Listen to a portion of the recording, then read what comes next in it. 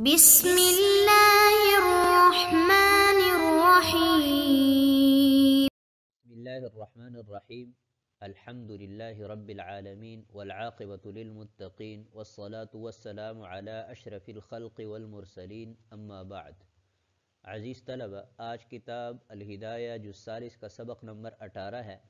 اور یہ سبق جنس بیع الثمر علی الشجر یعنی درختوں پر پھلوں کی بیع کا کیا حکم ہے۔ تو اس سبق میں ہم اس جنس کے متعلقہ اصول اور فصول پر بات کریں گے، اور سبق نمبر 19 میں اس جنس کے متعلقہ عبارت پر بات ہوگی۔ تو سب سے پہلے ہم فقہ کی چند اہم اصطلاحات کی وضاحت کرتے ہیں۔ ان اصطلاحات کا سمجھنا، محفوظ کرنا اور ہر طالب علم کے ذہن میں ان اصطلاحات کا نقش ہونا یہ انتہائی ضروری ہے۔ اصطلاح نمبر 1، المال۔ اصطلاح کو ہم بار بار استعمال کرتے ہیں، اس کا کیا مطلب ہے؟ مال کس کو کہا جا سکتا ہے؟ ما تمیل الیہ اتباع ویدخر لوقت الحاجہ، مال ہر اس چیز کو کہیں گے کہ جس کی طرف طبیعتوں کا میلان ہو اور وقت ضرورت کے لیے اس کو ذخیرہ کیا جاتا ہو۔ اور ایک دوسری اصطلاح الملک، اس کو ہم بار بار استعمال کرتے ہیں، وہ اختصاص شرعی یحصل بالاحراز او بغیرہ من الاسباب۔ ملک ایک اختصاص شرعی کا نام ہے جو احراز اور اس کے علاوہ جو دیگر ملکیت کے اسباب ہے اس سے اختصاص حاصل ہوتا ہے۔ کیا مطلب؟ کہ بسا اوقات شریعت کسی چیز کو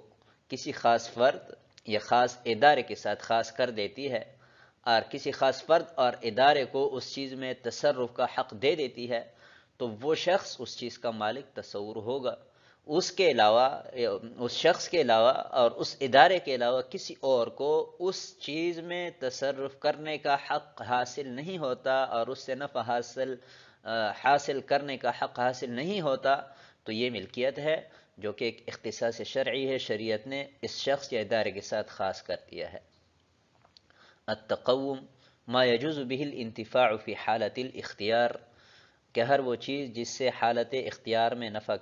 حاصل کرنا جائز ہو۔ المال المتقوم المال المحرز الذي يجوز الانتفاع به في حالت الاختیار، کہ ہر وہ مال جس کی طرف طبیعتوں کا میلان ہو اور وقت ضرورت کے لیے اس کو محفوظ کیا جاتا ہو، اور اس مال کو محفوظ کیا جائے، وہ مال احراز شدہ ہو، تو اس سے نفع حاصل کرنا حالت اختیار میں اگر جائز ہے تو وہ تو مال متقوم کہلائے گا، لیکن اگر حالت اختیار میں اس سے نفع حاصل کرنا جائز نہ ہو تو وہ مال متقوم نہیں کہلائے گا۔ مثلا میتہ ہے، تو اس سے اگرچہ بسا اوقات بوقت ضرورت بحالت اضطرار نفع حاصل کرنا جائز ہے،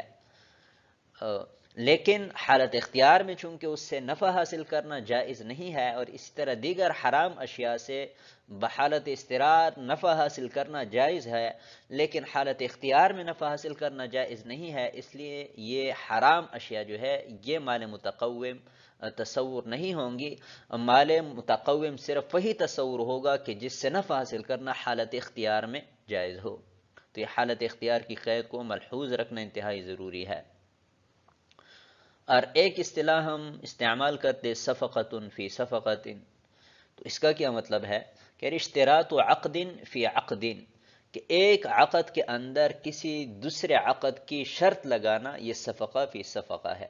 مثلا کسی شخص نے کہا کہ بعت منک هذه الدار، اس دار کو میں آپ سے فروخت کرتا ہوں اس شرط پر کہ آپ مجھے 1000 روپے قرض دیں گے۔ یہاں پر دو عقد جمع ہوئے، ایک عقد بے اور ایک عقد قرض۔ تو عقد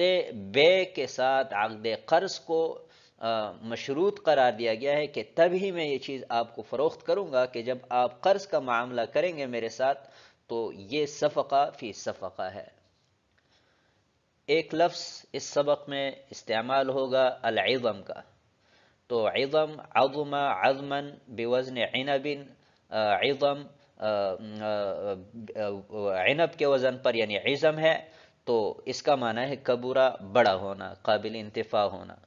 اور ایک اصطلاح وضوء صلاح کا بار بار استعمال ہوگا، تو ما صلح لتناول بنی آدم وعلف الدواب، ہر اس چیز کو کہیں گے کہ جو بنی آدم یا جو جانور ہے اس کے چارے کے لیے قابل انتفاع ہو،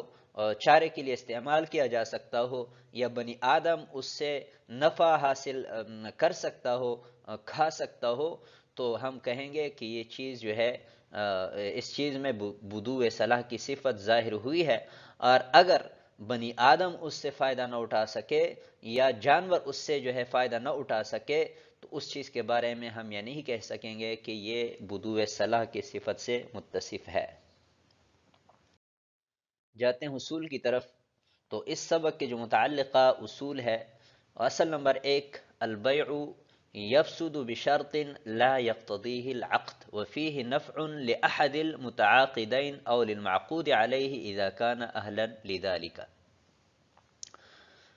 بے میں کوئی ایسی شرط لگانا کہ جو مقتضی عقد کے خلاف ہو، عقد کے مواجب میں سے نہ ہو، مواجب سے خارج کسی چیز کی شرط لگانا یہ بے کو فاسد کر دیتا ہے۔ اور اس شرط میں متعاقدین میں سے یا معقود علیہ اگر وہ نفع کا اہل ہے، ان حضرات کے لیے اگر اس میں نفع ہے تو یہ شرط مفسد للبیع ہوگا۔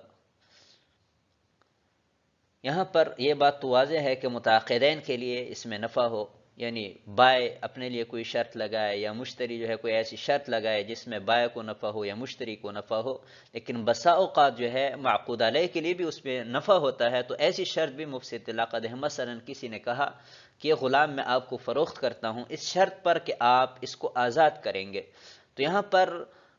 جو ہے آزاد کرنے کی شرط میں نہ تو بائع کو نفع ہے نہ ہی مشتری کو نفع ہے، بلکہ معقود علیہ جس پر یہ عقد وارد ہوا ہے، جس کی بیع ہوئی ہے، یعنی غلام، اس کو نفع ہے، آزادی مل رہی ہے، تو یہ شرط بھی مفسد للعقد ہے، مفسد للبیع ہے، تو ایسی شرط لگانا جائز نہیں ہے۔ اور اصل نمبر 2، الصفقۃ فی الصفقۃ لا تجوز، ایک عقد کے اندر دوسرے عقد کی شرط لگانا یہ ناجائز ہے۔ ناجائز ہونے کا مطلب یہ ہے کہ اگر کسی عقد میں ہم کسی دوسرے عقد کی شرط لگائیں گے، ایک عقد کے ساتھ دوسرے عقد کو باندھ دیں گے، تو اس سے یہ عقد فاسد ہو جائے گا، یہ معاملہ جائز نہیں ہوگا، اور اس کو فسخ کرنا یہ واجب ہوگا، ختم کرنا واجب ہوگا۔ اصل نمبر 3، یہ انتہائی اہم اصل ہے، الحاصل بجہۃ محظورۃ ملک خبیث سبیل التخلص منہ التصدق، کہ ہر وہ مال کہ جو کسی جہت محظورہ سے حرام طریقے سے حاصل کیا گیا ہو، تو اس پر جو ملکیت ثابت ہوگی وہ ملکیت ملک خبیث تصور ہوگی، ناجائز ملکیت تصور ہوگی، تو اس مال سے اپنے ذمے کو فارغ کرنا یہ ضروری ہوگا، واجب ہوگا، برسبیل تصدق، کہ ہم اس کو صدقہ کریں گے، لیکن بلا نیت ثواب۔ یہ بات بھی یاد رکھیں کہ مال حرام کو نیت ثواب کے ساتھ صدقہ کرنا یہ جائز نہیں ہے۔ بلا نیت ثواب ہم اس کو کسی ایسے شخص کو دیں گے کہ جو زکوٰۃ کا مستحق ہو، یا اس میں اکابر کا اختلاف ہے، بعض فرماتے ہیں کہ مستحق زکوٰۃ کا ہونا ضروری نہیں ہے، بلکہ جو رفاہی ادارے ہیں ان میں بھی دے سکتے ہیں، لیکن اکثر مشائخ کا فتویٰ یہی ہے کہ مال حرام کو کسی ایسے شخص کو دینا کہ جو زکوٰۃ کا مستحق ہے، مستحق زکوٰۃ کو دینا یہ ضروری ہے۔ تو اس میں جو ہے سود کا پیسہ جس جو عام رواج ہے چل رہا ہے بینکوں میں، یا جو ہے کسی کو میراث میں مال حرام ملے، بینک بیلنس جو ہے مال حرام کسی کا بینک میں جمع ہوا ہے، وہ شخص فوت ہوا، تو ابھی ورثاء کی طرف یہ مال منتقل ہوگا، لیکن ان ورثاء کے لیے بھی اس مال حرام سے نفع حاصل کرنا یہ جائز نہیں ہوگا، کسی اور کو، فقیر کو ذمہ فارغ کرنے کے لیے دینا یہ ضروری ہے، اور خود اپنے پاس نہیں رکھ سکتے۔ اصل نمبر 4، الملک الخبیث سبیلہ التصدق، ملک خبیث، ملک حرام جو ہے اس سے خلاصی کا ایک ہی طریقہ ہے کہ صدقہ کیا جائے بلا نیت ثواب۔ اصل نمبر 5، المعدوم لا يتضمن شيئا والموجود قد يتضمن، معدوم چیز یہ کسی چیز کو متضمن نہیں ہوتی، کسی چیز کو شامل نہیں ہوتی، ہاں جو موجودہ چیز ہے وہ بس اوقات کسی دوسری چیز کو متضمن ہوتی ہے، تو اس کی وضاحت انشاءاللہ سبق میں کریں گے۔ اصل نمبر 6، البیع المعدوم باطل وبیع غیر مقدور التسلیم فاسد وبیع الغرر منہی عنہ۔ پہلی بات یہ کہ بے معدوم، ایک چیز کا وجود ہی نہیں ہے تو اس کی بے کرنا یہ باطل تصور ہوگا، یعنی سرے سے منعقد ہی نہیں ہوگا، حکم ہی نہیں مرتب ہوگا۔ جیسا کہ عام طور پر آج چل رہا ہے کہ واٹس ایپ پر سٹیٹس لگا دیتے ہیں اور وہ چیز اس شخص کی ملکیت میں نہیں ہوتی، لیکن اس کی بے کر دیتے ہیں اور مکمل معاملہ کرنے کے بعد وہ جا کر بازار سے وہ چیز خرید کے دیتا ہے، تو یہ بے معدوم ہے، یہ ناجائز ہے، باطل اس سرے سے، یہ بے منعقد ہی نہیں ہوتی۔ ہاں یوں ہو سکتا ہے کہ کسی کے ساتھ وعدہ بے کریں، یعنی واٹس ایپ پر سٹیٹس پر کوئی چیز لگائی ہے یا جو ہے فیس بک پر یا جو دیگر جدید آلات ہے اشتہار لگایا ہے، کسی کو چیز پسند آئی تو اس شخص کے ساتھ بات کریں، وعدہ بے کریں کہ یہ چیز میں آپ کو مہیا کروں گا، بازار سے لا کر آپ کو دوں گا، اتنے میں خرید کے دوں گا اور اس پر اتنا خرچہ آئے گا، بیچنے کا خرچہ آپ کے ذمہ ہوگا یا میرے ذمہ، یہ ساری باتیں طے کر کے بازار سے لانے کے بعد اس کے ساتھ نیا عقد کرے، اس کو فروخت کرے تو یہ جائز ہے۔ وبیع غیر مقدور التسلیم فاسد، اگر کوئی ایسی چیز ہے کہ جو مقدور التسلیم نہیں ہے، یعنی اس چیز پر آپ حوالہ دینے پر قادر نہیں ہے کہ آپ مشتری کو اس چیز پر حوالہ دے، اس سے آپ عاجز ہے، ایسی چیز کی بے اگر آپ نے کر دی تو یہ بے فاسد ہے۔ اگر اس فساد کو دور کیا جائے، جس کی وجہ سے عقد فاسد ہوا ہے، اس چیز کو دور کیا جائے تو یہ عقد دوبارہ درست ہو سکتا ہے۔ مثلا کسی شخص نے تالاب میں مچھلی جو ہے وہ فروخت کی، تو ابھی یہ فی الحال غیر مقدور التسلیم ہے، لیکن اگر یہ مچھلی پکڑ کر دی جائے اس کو تو یہ بے درست ہو سکتی ہے۔ وبیع الغرر منہی عنہ، بے غرر جو ہے اس سے شریعت مطہرہ نے منع کیا ہے، اس پر نہیں وارد ہوئی ہے۔ بے غرر کسے کہتے ہیں؟ بیع الغرر هو ما يكون فيه خطر في وجود المبيع او تسلیمه، کہ ہر وہ چیز جس کے وجود یا حوالہ کرنے میں، تسلیم کرنے میں خطرہ ہو تو اس کو بے غرر کہتے ہیں۔ اصل نمبر 7، القول قول القابض امینا کان او ضمینا، اعتبار قابض کا ہوتا ہے، یعنی جس کے قبضے میں کوئی چیز ہو اسی کے قول کو ہم معتبر جانیں گے، چاہے وہ امین ہے، یعنی ایک چیز اس کے پاس امانت رکھی ہوئی ہے، یا جو ہے وہ زمین ہے اس چیز کا ضامن ہے، مالک ہے۔ اصل نمبر 8، الاجارۃ بیع المنافع وهو فی الحقیقت بیع المعدوم لکنها جوزت للحاجۃ، کہ اجارہ یہ منافع بے کا نام ہے، یعنی منافع کو فروخت کرنا، یہ حقیقت میں بے معدوم ہے، کیونکہ جو نفع آپ ابھی فروخت کر رہے ہیں وہ تو ابھی تک وجود میں نہیں آیا، وجود میں تب ہی آئے گا کہ جب آپ اس نفع کو حاصل کریں گے، حاصل کرنے کے بعد چونکہ وہ نفع وجود میں آتا ہے تو یہ تو بے معدوم ہوئی۔ یہ جو ہم نے اصل بیان کیا تھا کہ معدوم کی بے جو ہے یہ تو باطل ہے، لیکن اجارے میں اس کے باوجود کہ یہ بے معدوم ہے، ضرورت کی بنا پر شریعت نے اس کو جائز قرار دیا ہے۔ آتے ہیں فصول کی طرف۔ بیع الثمر علی الشجر، یہ جنس ہے کہ درخت پر پھلوں کی فروختگی کا کیا حکم ہے، تو اس کو ہم نے کل 6 فصول میں تقسیم کیا ہے، تو بالاختصار ان فصول پر بات کرتے ہیں۔ فصل نمبر 1، بیع ثمر علی الشجر قبل تناہی العظم بشرط القطع، پھل ابھی تک اختتام تک نہیں پہنچا، یعنی مکمل طور پر بڑا ہوا نہیں ہے،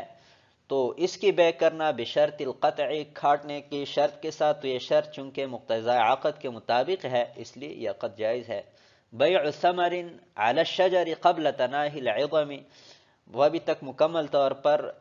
بڑا ہوا نہیں ہے وہ پھل جو ہے، تو اس کی بے کرنا درخت کے اوپر ہی مطلقاً، یعنی بشرط القطع یا